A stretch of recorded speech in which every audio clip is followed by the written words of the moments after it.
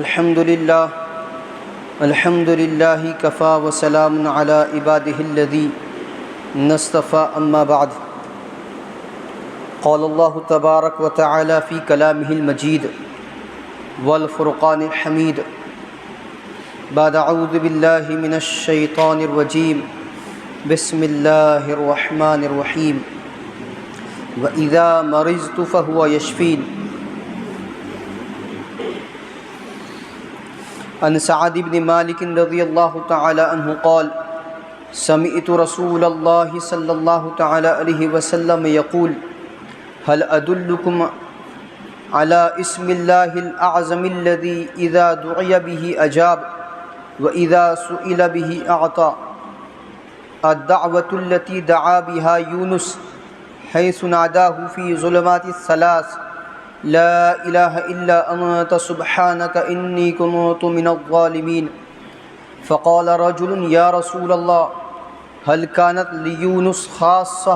أم للمؤمنين عامة فقال رسول الله صلى الله تعالى عليه وسلم ألا تسمعوا قول الله عز وجل ونجيناهم من الغم وكذلك ننجي المؤمنين وقال رسول الله صلى الله تعالى عليه وسلم أيما مسلم دعا بها في مرضه 40 مرة فمات في مرضه ذلك أعطي أجر شهيد وإن برأ وقد غفر له جميع ذنوبه رواه الحاكم أو كما قال عليه الصلاة والسلام اللهم صل على سيدنا محمد وعلى آل سيدنا محمد بارك وسلم اللهم صل على سيدنا محمد وعلى آل سيدنا محمد بارك وسلم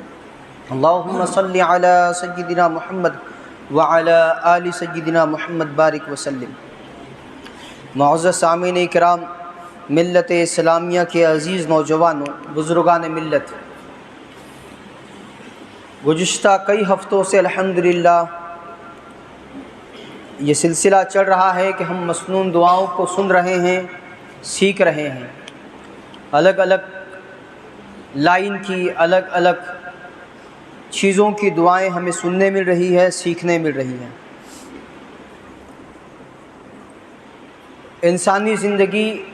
دو حالتوں پر گزرتی ہے، یا تو وہ صحت مند رہتا ہے یا بیمار رہتا ہے۔ صحت بھی اللہ کی نعمت ہے اور بیماری بھی اللہ کی نعمت ہے۔ حدیث مبارکہ میں یہ بات ملتی ہے کہ بندہ اپنے اعمال سے اس مقام، اس مرتبے کو نہیں پا سکتا جس مقام، جس مرتبے تک اللہ تبارک و تعالیٰ اسے تکلیف میں، بیماری میں مبتلا کر کے پہنچاتے ہیں۔ جہاں حضرت انسان بیمار ہوتا ہے، شریعت نے اس کی رہنمائی کی ہے، اس بیمار کے لیے بھی کچھ وظائف، کچھ دعائیں، کچھ اذکار بتائے ہیں، اور اس بیمار کے پاس پہنچنے والے، تیمہ داری کرنے والے، عیادت کے لیے جانے والے احباب کے لیے بھی چند باتیں بتلائی گئی ہے رہنمائی کے طور پر، کہ جانے والا، عیادت کے لیے جانے والا ان باتوں کا دھیان رکھے گا، ان باتوں پر عمل کرے گا، تو اس کا عیادت کے لیے جانا بھی ثواب کا باعث ہوگا، فضیلت کا باعث ہوگا، اللہ کی خوشنودی کا باعث ہوگا۔ چنانچہ اسی سلسلے میں فرمایا گیا کہ جب بندہ کسی کی عیادت کے لیے گھر سے یا اپنے مقام سے نکلتا ہے تو 70,000 فرشتے اس کے لیے دعا کرتے ہیں۔ حضرت ثوبان رضی اللہ تعالیٰ عنہ راوی ہیں، روایت فرماتے ہیں کہ اللہ کے نبی صلی اللہ تعالیٰ علیہ وسلم نے ارشاد فرمایا کہ آدمی جب کسی کی عیادت کے لیے جاتا ہے تو جتنا وقت وہ عیادت میں گزارتا ہے، ایسا ہے جیسے اس نے اس وقت کو جنت کے باغ میں گزارا ہے۔ مسلم شریف کی روایت ہے۔ ام سلمہ رضی اللہ تعالیٰ عنہ کی روایت میں ہے کہ بندہ جب کسی کی عیادت کے لیے جائے تو اسے چاہیے کہ وہ بھلی بات اپنی زبان سے نکالے، کہ فرشتے اس کی باتوں پر آمین کہتے ہیں۔ مسلم اور مشکات کی روایت ہے۔ حضرت عمر رضی اللہ تعالیٰ عنہ کی روایت میں بات ملتی ہے کہ جب تم عیادت کے لیے کسی مریض کے پاس، کسی بیمار کے پاس جاؤ تو اس سے دعا کراؤ۔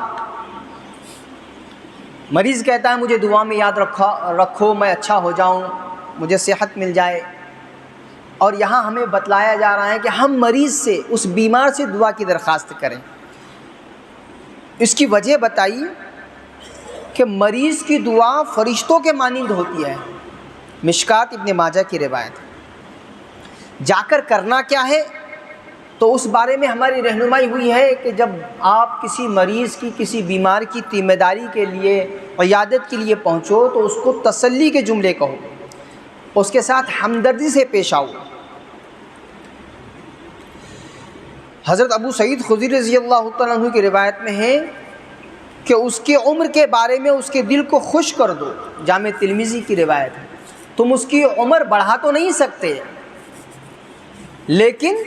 اچھی بات، تسلی کے بات، ہمدردی کے بات کہہ کر اس کو خوش کر سکتے ہو۔ حضرت عبداللہ ابن عباس رضی اللہ تعالیٰ عنہ کی روایت میں بات ملتی ہے کہ جب کسی مریض کی عیادت کے لیے، تیمہ داری کے لیے پہنچو تو شور و غل نہ کرو اور وہاں کم بیٹھو۔ گپ شپ کرتے رہنا اور لمبی چوڑی باتیں کہ جس سے اس مریض کو، اس بیمار کو بھی تکلیف ہو، کوفت ہو، وہ یہ آرزو کرنے لگے کہ کب یہ بندہ جائے تو میں آرام کروں، ایسے نہیں ہونا چاہیے۔ کم وقت وہاں بیٹھنا سنت ہے۔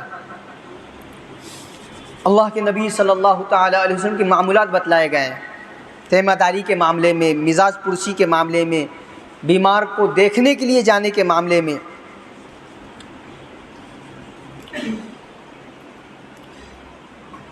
حدیث مبارکہ میں بات ملتی ہے کہ اللہ کے نبی صلی اللہ تعالیٰ علیہ وسلم جب کسی بیمار کی بیمار پرسی کے لیے، عیادت کے لیے جاتے تو اس کے سرحانے بیٹھتے، حال دریافت فرماتے، پوچھتے کیسی طبیعت ہے۔ زاد المعاد میں بات لکھی ہے۔ پیشانی اور نبض پر ہاتھ رکھتے اور وہ جو مانگتا وہ منگواتے، فرماتے جو مانگے دو بشرطے کہ مضر نہ ہو۔ سینے اور پیشانی پر ہاتھ رکھ کر فرماتے فکر کی بات نہیں، ایک تسلی کا جملہ کہ ٹینشن مت لو، فکر نہ کرو، اچھے ہو جاؤ گے۔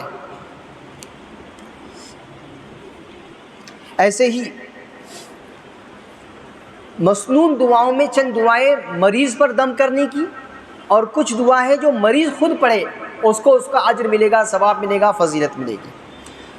انشاءاللہ چند وہ مسنون دعائیں آپ حضرات کے روبرو گوش گزار کر دی جائے۔ حضرت سعد بن مالک،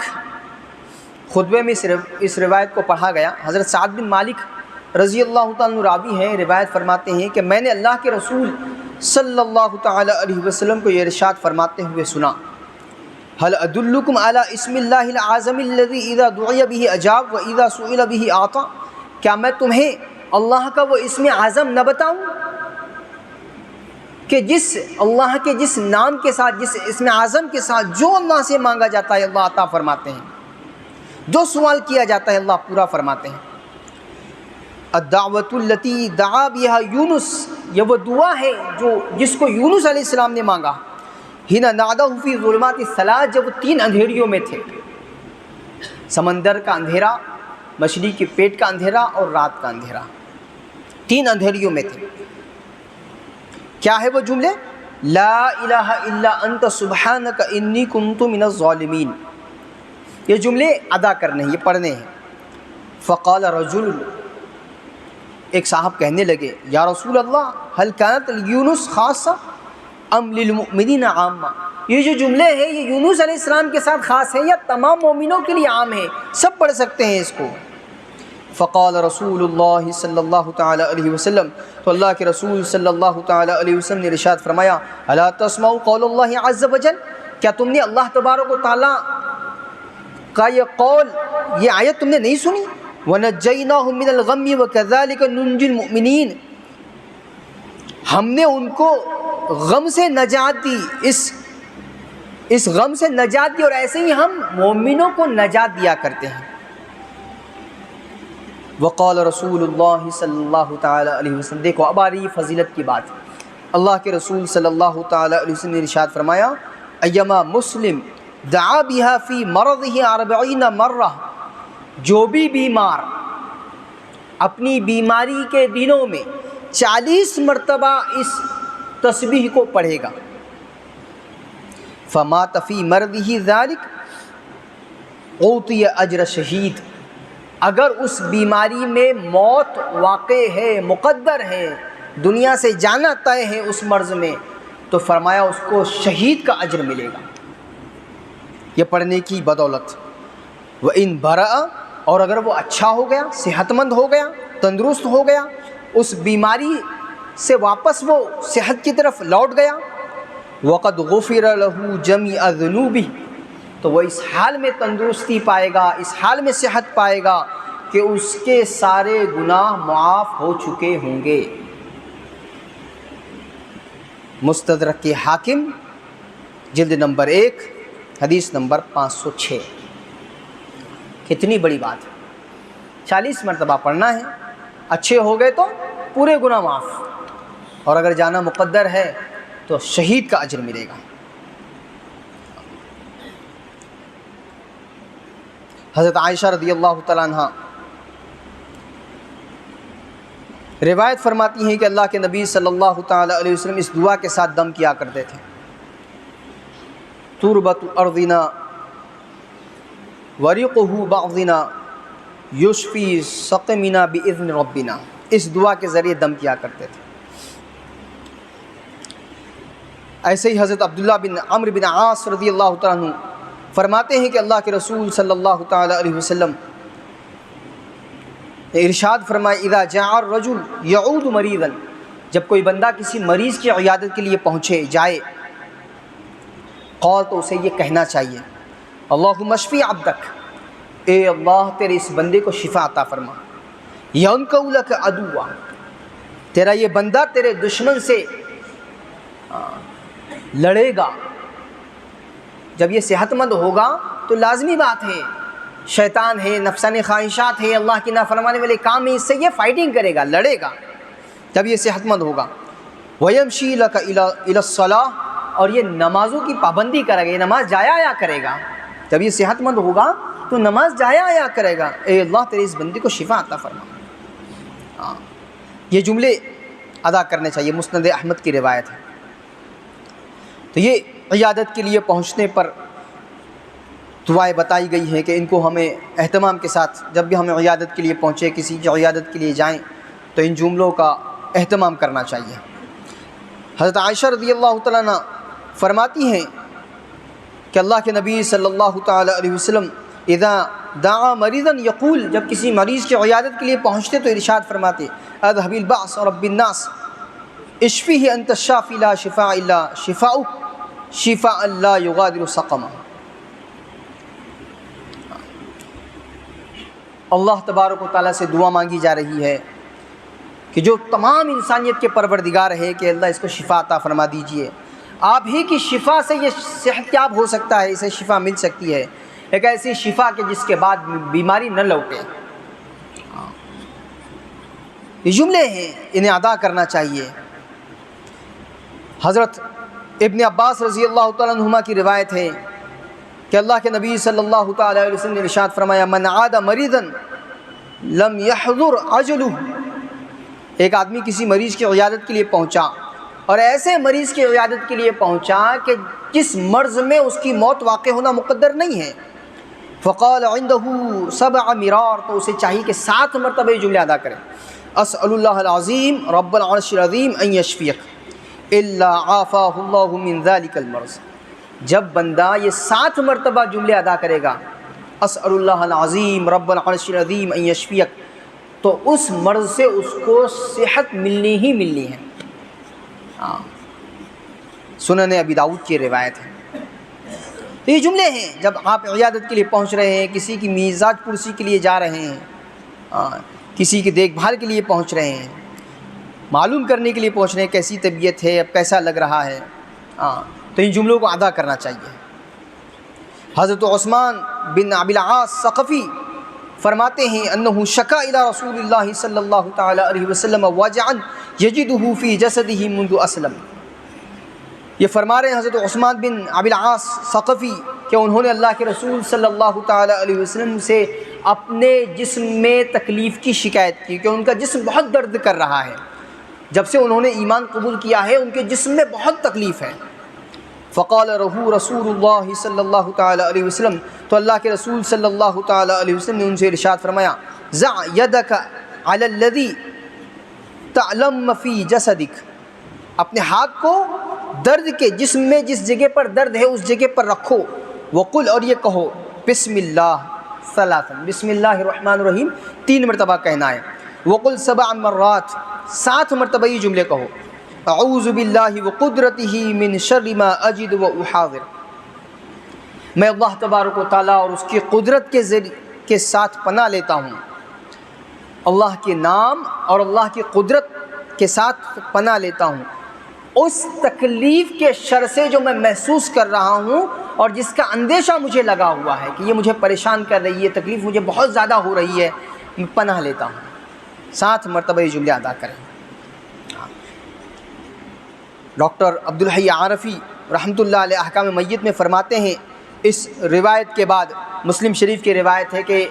صحابی کا عمل بتا رہے ہیں کہ جب انہوں نے یہ کہا، یہ جملے ادا کیے، تو ان کا وہ درد، ان کی وہ تکلیف دور ہو گئی، انہوں نے اس درد، اس تکلیف کو محسوس ہی نہیں کیا۔ یہ جو جملے ہوتے ہیں مسنون دعائیں ہیں، چھوٹی چھوٹی جملے ہوتے ہیں، دعائیں ہوتی ہے، بڑی فضیلت۔ صحت اور بیماری انسان کے ساتھ لگی ہوئی ہے، آج وہ صحت مند ہے کل بیمار ہو جائے گا، اور اللہ